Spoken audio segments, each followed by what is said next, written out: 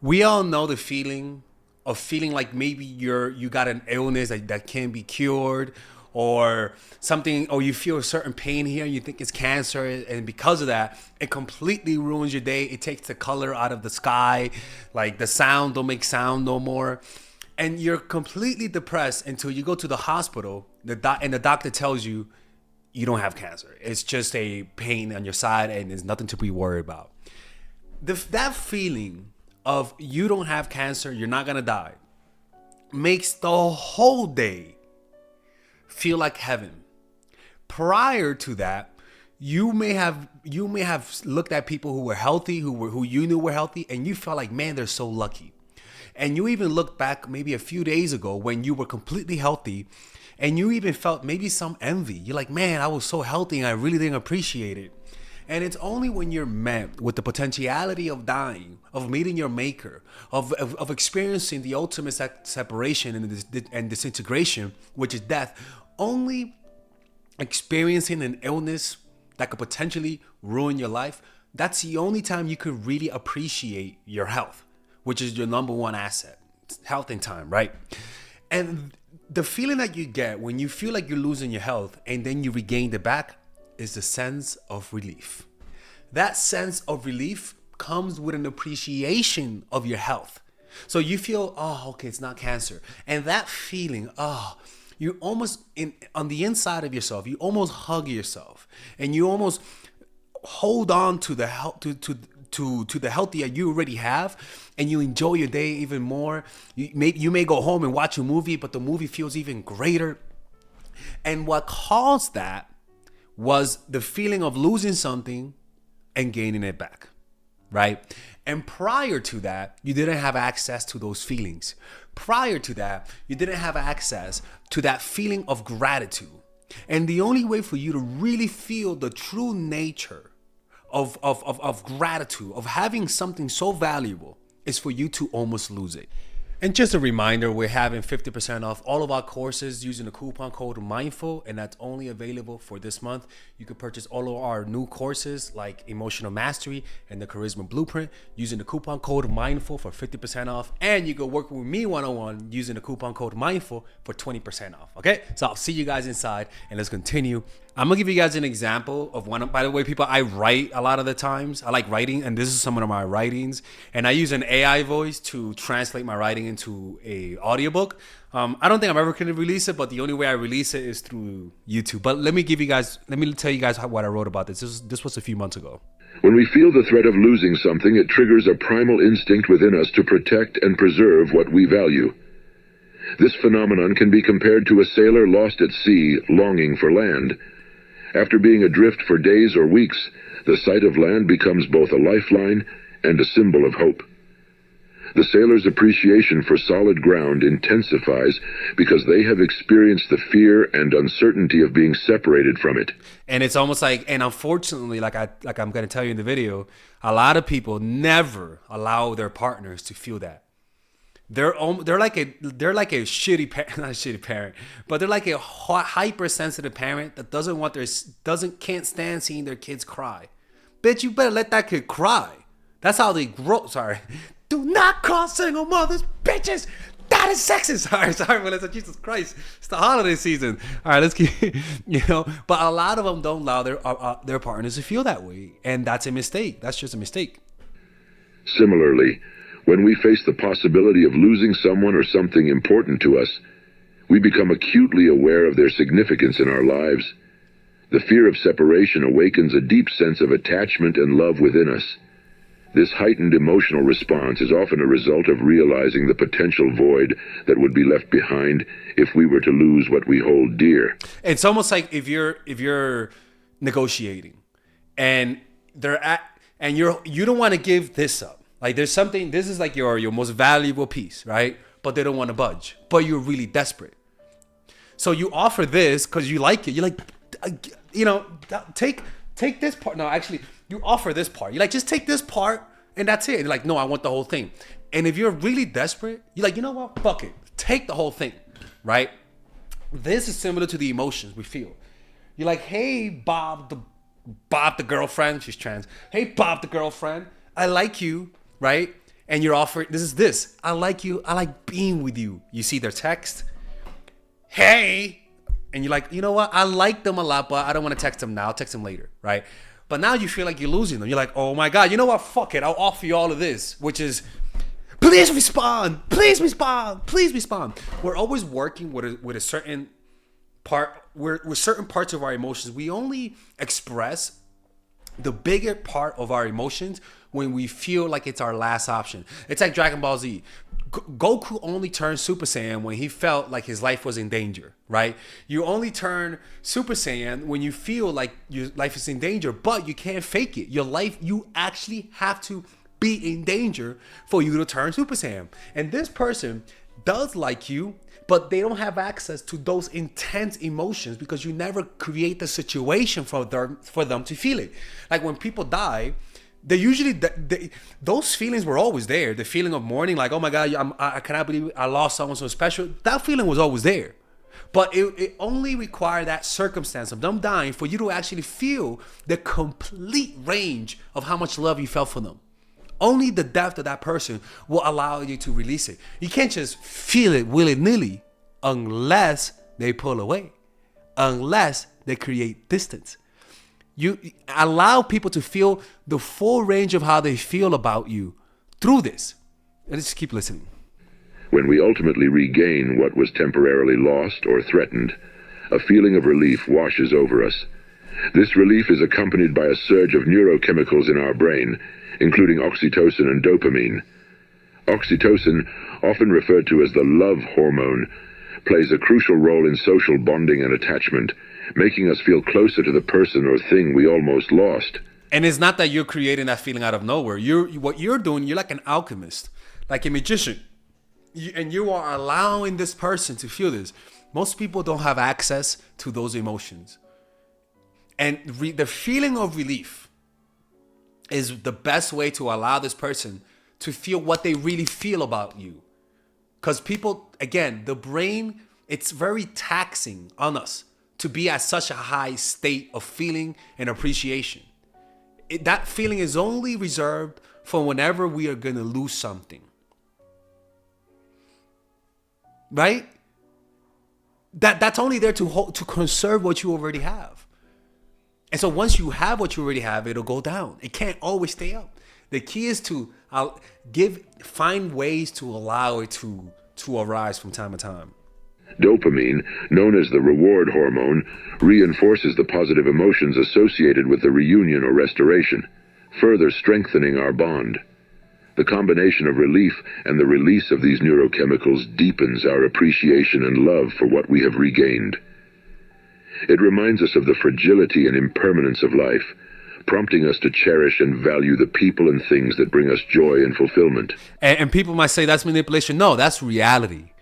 You are allowing people to see reality eyeball to eyeball. And reality, you can't mentally psych yourself into that feeling.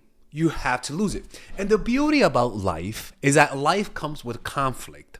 Life comes with conflict and life comes with misunderstandings.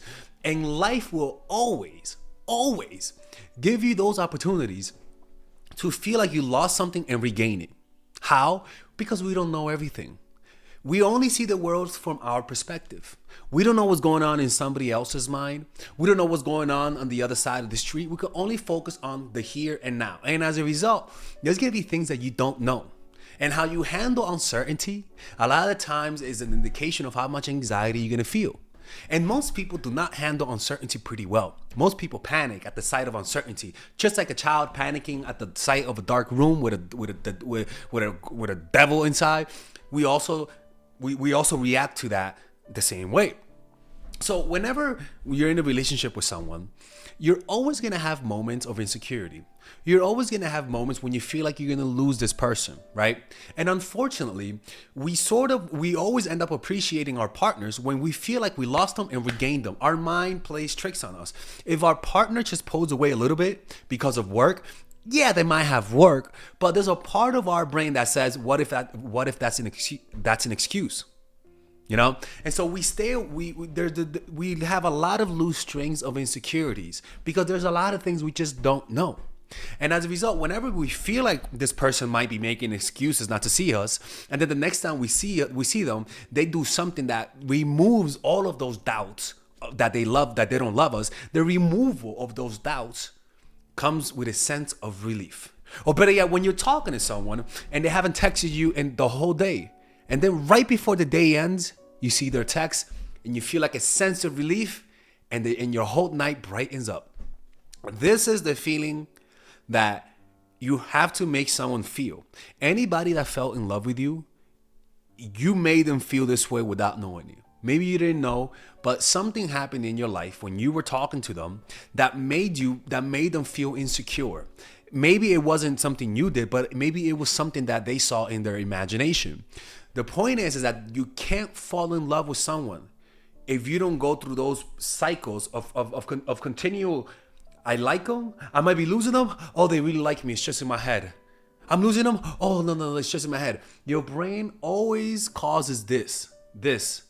Any slight of you pulling away from them because of work, or maybe your kids, or whatever, your grandma died, I don't fucking know. Any excuse that causes you to focus on other things, a human being, normal human beings, naturally feel like maybe you're losing interest. That's just human nature. And the problem is a lot of people are so insecure that they never allow that natural lowering of people's self-esteem. It's like a parent who doesn't allow kids to experience conflict because it hurts, or a parent who shields their kids from different bacterias or different foods, right? For example, nowadays kids have more peanut allergies than before. Why? Because kids are getting less exposed to peanuts in early childhood. So as a result, when they grow older, a lot of them end up having peanut allergies. But if their parents exposed them to the peanuts, a lot of kids wouldn't develop peanut allergies. And it's the same thing. A lot of us have relationships with people, and we sort of don't allow them to feel that pain. We don't allow them to feel maybe I'm losing interest in them because maybe you're not giving them all of your attention, right?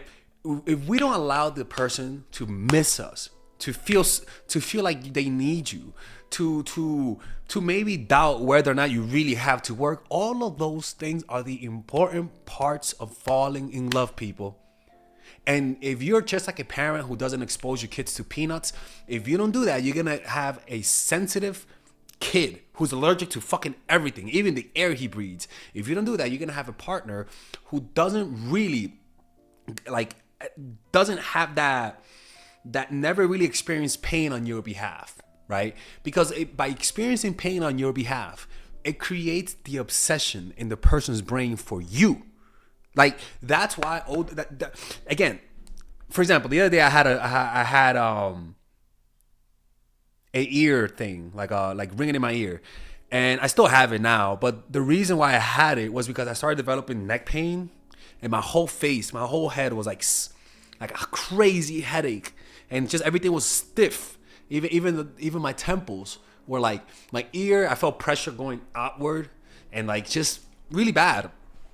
And I thought it was gonna be permanent. Well, the point is that it wasn't permanent. Well, I hope it's not permanent. The doctor told me that it's somatic tendinitis. I don't know, but the point is that they told me that if I take like muscle relaxers to remove the hypertension or the tension headache, it'll go away on its own, because it happened alongside with the tension headaches. Anyways, when she told me that, people, before that I was so sad. Right? I wasn't sad. I wasn't as sad as I used to. Before, I would have thought it was cancer, for real. But now I was just like meditating, like I was doing the meditation thing, but I still felt down. But I still was doing the meditation thing, thank God. And she told me that you shouldn't worry about it. And I got home, and when I got home, I just felt so happy. I felt so relieved. My energy was up, and I just felt I appreciated my ears even more. I appreciated being able to hear. Like, it brought me closer to the reality that I am healthy and I should appreciate it. And life always gives you health scares. Unfortunately, people insulate their partners from those types of relationship scares. They avoid conflict. They avoid arguing. And studies show that couples that argue and have conflict are couples that are healthier. Why? Because the couples that don't argue, it's not that they don't argue and they're devoid of aggression. Every human has aggression. Every relationship argues. It just means that they're suppressing, and it's gonna come out when it explodes. People are usually honest when they're angry, right? You have those types of relationships that the only time they say what they really feel is when they're angry, and when they say that, it comes off as too sharp, too strong, and too personal, and it ends up hurting the relationship. When if you would have just talked when you guys weren't angry, the relationship would have lasted because you would have created the type of environment that allows conflict, right? So that's why you have to learn to confront your partners. You have to learn conflict resolution. It's important, and that's why I have my course, Nice Guy and Nice Girl. It's a course for people who want to learn how to be more confrontational in a healthy way, how to develop your assertiveness. So if you're a man, that will make you more assertive and more, and it'll come across as more masculine. But if you're a woman, it'll help you overcompensate because you may have too much femininity. Now, if you're a masculine fucking Terminator chick, that's not the course, right? But usually that's like the whole gist of it. And all of my courses, like Nice Guy, is available to you using the coupon code MINDFUL. And with that, you can purchase my new courses, Emotional Mastery and Charisma Blueprint, at 50% off, on top of all the other courses. And using the same coupon code MINDFUL, you can purchase my one-on-one sessions that are private and confidential using the coupon code MINDFUL for 20% off, right? That's only available until the end of the month. But yeah, you got to give people the sense of relief. And the reason why is because whenever you're not there, before they feel relief, their brain is creating things in their minds about you. Your brain has this thing. For example, let's just say somebody throws you in prison, right? And you don't know why they put you in prison. And a lot of people will tell you that a lot of people who've been put in prison for an indefinite amount of time, and they don't know when they were going to come out, they say that if they would have known when they were coming out, it would have been easier, right? So if they did 15 years without knowing it was going to be 15 years, they would have been able to do 15 years a lot easier if they knew it was going to be 15 years. And if you're curious why this happens, let me explain it to you guys in a different way. This is from my writings. From a scientific perspective, the brain has a remarkable ability to fill in gaps and amplify certain experiences, emotions, or sensations. This phenomenon can be observed in various scenarios, such as missing someone, reminiscing about the past, or craving certain foods. One explanation for this exaggeration lies in the way our memories are encoded and retrieved. When we miss someone, our brain tends to focus on the positive aspects of the relationship, filtering out negative experiences. It's almost like the halo effect. It's the halo effect. It's confirmation bias. You want to be with them, so your brain has to frame the way you see them in your mind in a way that it knows that you're going to gravitate towards them. Like, for example, if you're a crackhead and crack has ruined your life, your brain is only going to show you the crackhead moments of you having fun as a way to inspire you to go crack out, and it'll completely mute and completely remove from the picture the reality that you're doing it in a dumpster. You've lost your family. You're not even going to think of that. It's only going to exaggerate that one part for the sole purpose of removing the pain that you feel and go towards pleasure. This selective memory retrieval leads to an exaggerated perception of our affection towards that person. The brain naturally amplifies positive memories to reinforce our emotional connection and cope with the absence. Similarly, when we think about the past, our brain often emphasizes the positive aspects and downplays negative experiences. Mm-hmm. This nostalgic bias. Yeah, exactly. Or you could also call it also creates repression. So where you repress the negative memory and you only exaggerate the positive. This happens a lot with people with Stockholm syndrome, where they'll just forget about the bad things that the perpetrator did, and it'll only focus on the positive things. This is what nice people do. People who get played, who get taken advantage of, especially naive people, tend to repress a lot of negative things and only focus on the positive. Children do this more. That's why children are so dumb. That's why they're so damned. All right, let's keep going. Serves as a psychological mechanism to boost our overall well-being. By recalling predominantly pleasant memories, the brain creates a sense of nostalgia that evokes feelings of happiness and contentment. This nostalgic lens allows us to romanticize the past and remember it more fondly than it may have been. In the case of food cravings, the brain intensifies the desire for a specific food when it is temporarily unavailable. This can be attributed to the brain's reward system and the release of neurotransmitters like dopamine. Or like for example, if you cut your arm off, right? A lot of people will have something phantom limb syndrome, where if I don't know if this is phantom limb syndrome, but where you feel like your hand is there and you feel the pain. Like you're like, I know my hand is not there, but I can still feel it. And a lot of people feel like it's sharp. Like your brain is used to certain sensations. When it gets used to certain sensations and it's not there no more, your brain will recreate it. Like I said, if you suffer hearing loss and you can't hear like you used to before, your brain will then just create more sounds inside of your head to overcompensate. When you miss someone and they're not there for you, your brain will create a mental image of them, which will cause you to crave that mental image to become a reality, right? And if the person actually manifests in real life, it'll just create a complete sense of relief. And you'll notice you'll feel positive emotions. You'll feel like the release of emotions, and you'll want to bond with them. But the feeling of relief that this reality is not true, that it was just in my head, creates that feeling of like, oh my God, I like them. Like, fuck everyone, I want this person. You create salience. Salience is a psychological term for what we choose to focus on. And we only choose to focus on what's important, which receives more salience, and also what will cause us to die, which will also receive even more salience. That's why parents focus more on the kid who stresses them out more than the kid who's perfect. When we want to eat something but cannot, the anticipation and desire for that particular food grow stronger. The brain accentuates the craving to motivate us to seek out and obtain the desired food, as the satisfaction of fulfilling the craving is associated with pleasure and reward. From a broader scientific perspective, these exaggerations can be understood through evolutionary psychology. Our brains are wired to prioritize survival and maximize pleasurable experiences. Amplifying positive memories, intensifying cravings, and magnifying affection for loved ones serve as adaptive mechanisms to enhance our well-being, maintain social connections. So when you're in prison and you're in there for 15 years without knowing it, your imagination is going to start filling in the blanks because there are things that you don't know. So what happens? It'll start giving you fantasies. You're never going to leave. This is going to be the worst thing ever. Oh my God, I cannot believe this. And you'll notice that there's an involuntary voice in your head that comes with it, with images, intense images. And it'll exaggerate what's not there, right? It'll make the situation worse. Now, with somebody that we like and they're creating distance, depending on the level of self-esteem, whenever they feel that feeling that you're pulling away, and again, this only works if you're pulling away in a subtle way. For example, rather than saying I'm seeing someone, you could just add somebody new to your Instagram.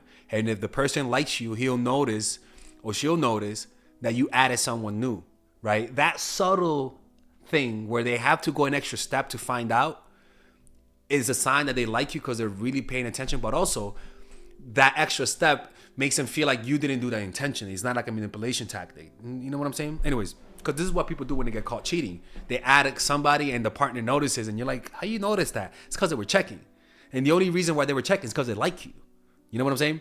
So they think that maybe you're pulling away, right? The doubt comes up in their mind. And all of a sudden, because they don't know why they feel that doubt, but they still feel it, their brain is going to try to give you a reason why. And usually it's worst case scenario, they're leaving, right? Just like the worst case scenario in prison, you're never leaving. You know what I'm saying? So you start thinking that they're leaving, and in that moment of you thinking that you're losing them, your brain all of a sudden will start to glamorize this person. It'll start exaggerating positive traits and diminishing negative traits, and it'll start to create a crystal, like somebody getting like crystal being crystallized in a cave. It'll just start attracting minerals and creating a beautiful image of you until it's broken and shattered through the feeling of relief. They're back. I didn't lose them, but now you have created an artifice of this person. Now there's a statue, And because the whole time you were mourning their death, now they're back. Now you feel like they've come to life. And it comes with an extra sense of relief, with a release of dopamine, but also with a feeling of closeness through oxytocin. I think both of them are not, I don't know. People, neuroscientists, I don't know. Don't be judging me, Melissa, the neuroscientist. That is not what I heard in my studies. Imagine Melissa being a neuroscientist. But that's how it is, man. And so when we like people, we just don't want them to feel that. Fuck that shit, man. Sometimes live your life, and they're gonna eventually do that. That's why when you're single and you don't care about someone and you live your normal life, you'll notice you do things that hurts their feelings. You're like, look, man, I don't want to go out tonight. I'm tired. They're like, but I prepared all week. And you're like, I don't know what to tell you. I'm tired. I don't want to go out. Let's just hang out next week. And they're like, all right, man, but this is some bullshit, right? And so, but if you like them, you will never do that. You're like, no, let's still go out. Live your normal life. That their normalcy will cause the person to feel like they're not, because you're not prioritizing them, you know? And again, there's nothing wrong with prioritizing people. What I'm trying to tell you, this is just the message. I'm trying to encourage you to live your normal life. Living your normal life will always cause people to feel insecure because you're minding your business and they feel like maybe you should give them more attention. And just like a child, they'll resent the fact that you're not giving them attention. And some people with pride will leave and you don't want them because they're not vulnerable. Like you gotta be willing to be rejected for the sake of loving somebody. You have to, or else you don't really love them. You love your ego more, right? So with this comes, you have to expose your ego and say, shoot me. It's the sense of insecurity. And if you're not willing to put yourself in that vulnerable state, or if they're not willing to put themselves in that vulnerable state, then that means that they're not for you. Let me show you what I said about this. Listen. Love often comes with a natural sense of insecurity due to the vulnerability and emotional investment involved. This insecurity stems from a fear of losing the person we love or not being reciprocated in the same way. However, this insecurity can actually intensify our thoughts about the person and make us think of them more frequently. The psychology... It's the insecurity that creates the love. Why do you think humans are so close to each other? Because they know that by themselves they can't survive. Humans were skinny, weird-looking, bipedal creatures. We don't have any physical protections that other animals do, or even Neanderthals did. So because of our insecurities, it caused us to get closer to each other. Even though we didn't want to, we had to. So the insecurity forces people to get close to you. Now, they may not feel like they're forced, but their brain will say, I don't like feeling this sense of insecurity. And as a result, I want to get closer to this person to feel secure. That's what love is. Love is there to take you from the insecure state to secure.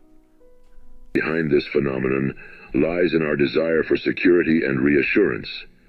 When we feel insecure in a relationship, our minds instinctively seek ways to regain a sense of stability and certainty. One way to achieve this is by thinking about the person we love continuously. This constant thinking serves as a form of psychological self-soothing. Like a dog who smells the shirt of its owner when it's not there. That shirt will keep you in that dog's weirdo looking mind. And when they see you, they'll feel that sense of relief. But that shirt will also tell that dog that you're not there. It's a constant reminder that you're not there, because in their minds they see you, but when they look around, you're not there. So it makes the reality more shitty and it makes their imagination better. So now when they see you in person, it feels like their dreams came true. It's like seeing an alien, people. You've only seen aliens in your mind. Or like, it's like going to the zoo. It's like, oh my God, that's fucking Coco the chimp. He's there. It's not here no more. He's there. There's a feeling of seeing things in your mind and finally seeing them in person that has almost like a sublime experience. And that's what happens when you're not around and they see you. That's in Robert Greene is writing a book about the sublime. And I imagine he's going to talk about that, the sublime nature of love, and how losing love and regaining it has a sublime experience. It's almost like otherworldly. And that's why people gravitate towards it, because it's a way to escape reality. It's a way to escape the mundanity of normal, routine life. as we convince ourselves that the person still cares for us and that our bond remains intact. Neurologically, this process involves the activation of specific brain regions associated with longing and attachment. When we think about someone we love, the brain releases neurochemicals such as oxytocin, dopamine, and serotonin. These chemicals contribute to feelings of pleasure, bonding, and well-being, reinforcing our emotional connection with the person in question. In the absence of the loved one, our imagination can run wild. Our minds may create exaggerated scenarios, longing for their presence and imagining their thoughts and actions towards us. This imaginative process is influenced by our deep-seated insecurities and the fear of rejection or loss. Paradoxically, these exaggerated thoughts can further fuel our feelings of love and infatuation. The intensity of our perceived connection grows as we invest more thoughts and emotions into the person, creating a sense of longing and desire. However, the key to understanding the role of relief in this dynamic lies in our need for validation and confirmation. When our exaggerated imagination is proven wrong, and we are assured of the other person's love and commitment, a profound sense of relief washes over us. This relief reinforces our attachment and deepens our emotional bond. The contrast between our insecurities and the relief of being proven wrong amplifies our love, as we realize how much we value and cherish the person who dispelled our fears. And what happens then is that in your mind, you'll say, holy fuck, I'm really going crazy for this person. I must like him if I'm making up shit in my mind. And them feeling that you're not giving them the full attention will create an image of yourself in their minds to substitute you. Since you're not here, I'm going to create the image. For example, you know, the tinnitus, the sound in the ear, they say that if you experience hearing loss, right? I didn't experience hearing loss, but if you experience hearing loss, your brain is used to a certain level of sound. So if it's not hearing that certain level of sound because you lost your hearing, your brain is going to create the sound. And so it's going to create a humming sound, right? It's the same thing. If you feel like you're losing someone, your brain is going to substitute the person and create a mental image of that person. But mental images are usually exaggerations of reality. So it's going to create a mental image of something greater than what it really is. Just like thinking when you go to a party, you usually imagine the party to be better. You usually imagine the next thing you're going to do to be even better, right? So you usually imagine the partner who you feel like you're losing because they got to go to work. You usually imagine them in your mind as more attractive. And they become almost like your advocate. Like they become my advocate. They start telling good things about me in their minds. So that the next time they see me, all of a sudden, I'll notice they got the little fucking psycho look in their eyes. And like, oh shit, okay. All right, they're really liking me now, right? So that's it. Is you got to give them that feeling of relief. That feeling of relief will open their emotions more and will make them more romantic towards you. Because you might notice, though, they might even hug you harder. They might give you a gift, or they might even tell you how they miss you and stuff like that. So that's the beauty of it, and that's the beauty of loving people, and that's the danger of loving people, because if you do this, you might get hurt, right? But again, develop a meditation practice. You got to purchase The Power of Now by Eckhart Tolle. Get my I gotta give a refund right now. Somebody purchased my course using a coupon code, and they didn't use the coupon code properly, so I gotta give 50% off back to them.